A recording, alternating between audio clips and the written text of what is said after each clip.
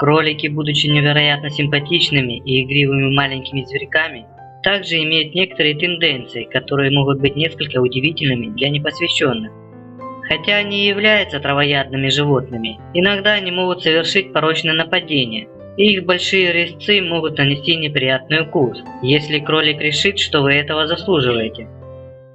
Давайте сразу перейдем к нападениям кроликов. Англия, 2015 год. Кролик кусал персонал и посетителей и даже отправил одну пожилую женщину в больницу.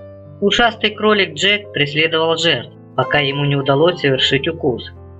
Эксперты по кроликам были ошеломлены уровнем агрессии, которую он демонстрировал, и даже сравнили его с кроликами из комедийного фильма «Монти Пайтон и Священный Грааль». Это не простой кролик! Это самый злобный, жестокий и раздражительный грызун на земле! Идиот! Смотрите!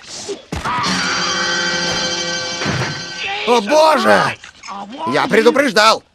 В октябре 2015 года, будучи в 6-месячном возрасте, он был привезен в приют животных Марии в Пробусе, Корнуолл. Основательница приюта сказала, что она раньше никогда не встречала такого животного, и он получил прозвище Дэмиан в честь злобного ребенка из фильма ужасов «Омен». Насилие Джека вынудило приют вызвать специалиста по поведению животных, который сказал, что проблемы Джека были результатом научного поведения, и он атаковал, чтобы люди держались от него подальше. Владелицы посоветовали делать ряд упражнений, чтобы попытаться обуздать жестокий нрав Джека. Следующее нападение связано с Наполеоном. История говорит нам, что самое неприятное поражение Наполеона произошло при Ватерлоу. Или все-таки есть другое позорное поражение? Это произошло за 8 лет до Ватерлоу, когда на французского императора напала целая орда кроликов. Есть несколько версий этой истории. Большинство соглашается с тем, что это произошло в июле 2007 года, после того, как Наполеон подписал Тильзитский мирный договор, который положил конец войне между Французской и Российской империей. Чтобы отпраздновать это событие, император предложил охоту на кроликов, попросив своего начальника штаба Александра Бертье организовать это. Бертье устроил открытый ланч, пригласил самых известных военачальников и привез множество кроликов. Некоторые говорят, что Бертье собрал сотни кроликов, в то время как другие утверждают, что он собрал целых 3000 кроликов. Несмотря на это, люди Бертье держали их в клетках вдоль травяного поля.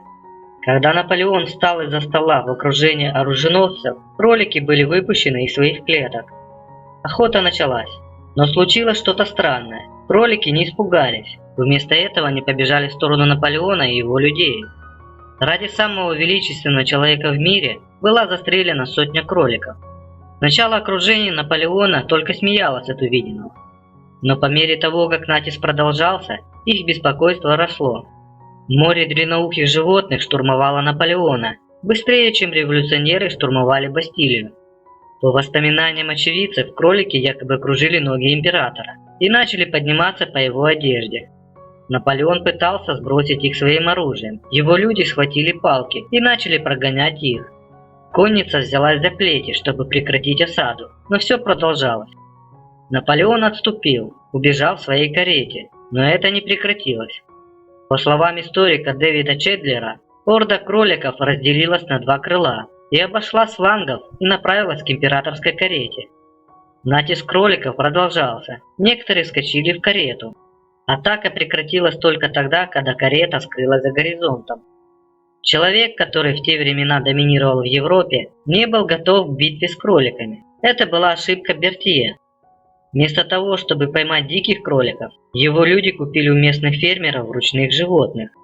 В результате кролики не видели в Наполеоне страшного охотника. Они видели в нем человека, дающего им повседневную еду. Для них император фактически был гигантским салатом. Вот такие сегодня новости о кроликах. Ну а кто еще не подписался на канал, подписывайтесь. Мы тут просвещаемся о диких и домашних животных. Всем пока!